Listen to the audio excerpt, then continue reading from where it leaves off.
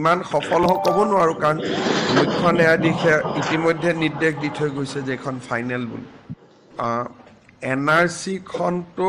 অসমীয়া মানুহক ঠগাই থৈ গুচি গ'ল এতিয়া বহুত কথা আমি জানিব পাৰিছো যে খিদিনাখনো মই আপোনালোকক কৈছিলো আপোনালোকে সেইটো সময়ত বহুত নিউজ কৰিছিল যে দেউতাক ভায়েকৰ মিলন হৈ গ'ল ভায়েক ভতিজাকৰ মিলন হৈ গ'ল মামাক পুতেকৰ মিলন হৈ গ'ল সেইবিলাক আছিল পাৰ্ট অফ কনস্পিৰেসি যেনিবা মোৰ নাম 80 চনৰ ভোটাৰ লিষ্টত আছে মই মোৰ দেউতাৰ ধৰণৰ একে নাম 71 চনৰ ভোটাৰ লিষ্টত বিচাৰি লৈছো লৈ পেলাই তেওঁক মই দেউতা বুলি ক্লেম কৰিছো আৰু তেওঁৰ নাম NRCত সোমাই গৈছে বিভিন্ন জায়গাত এটা ক্লজ আছিল অৰিজিনাল ইনহেবিটেন্ট বুলি বিভিন্ন জায়গাত আমাৰে দুই এজন অফিচাৰে সন্দেহযুক্ত লোককো অৰিজিনাল ইনহেবিটেন্টস বুলিও সোমুৱাই দিছে এনেকে এতিয়া যদি আমি NRC খন চাব যাওঁ তাত বহুত বিলাক খেলিমেলি আমি দেখা পাইছো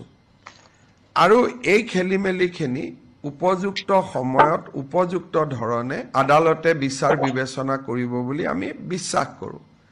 আৰু নহলে ভাৰত চৰকাৰৰ পৰা এই NRC খন প্ৰকাশ কৰি আমি NRC আপডেট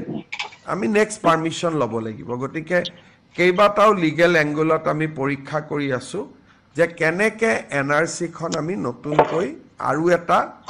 সেকেন্ড লুক এটা আমি দিব পাৰো ৰিভিউ পিটিশন এবাৰ দুবাৰ ফাইল কৰিছো ৰিজেক্ট হৈছে গতিকে বহুত বিলাক কোৰ্টত ঘটনা ঘটি আছে কিন্তু পিটিশন গৈ আছে কৰবাত ৰিজেক্ট হৈছে কৰবাত নোটিস দিছে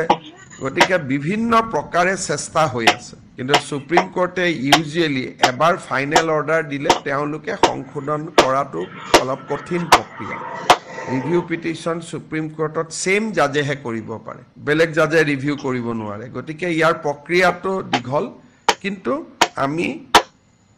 এটা লাইনত কাম কৰি আছো আমি কিন্তু ফাইনেল আমাৰ লক্ষ্যটো হ'ল যে ভাৰত চৰকাৰৰ পৰা হওক সুপ্ৰিম কোৰ্টৰে হওক বা অসম চৰকাৰৰ ক্ষমতাৰ প্ৰয়োগ কৰি হলেও আমি এইখন NRC মানি লোৱাৰ পৰিৱৰ্তে ইয়াক ৰিভিজনলৈকে আনিব লাগিব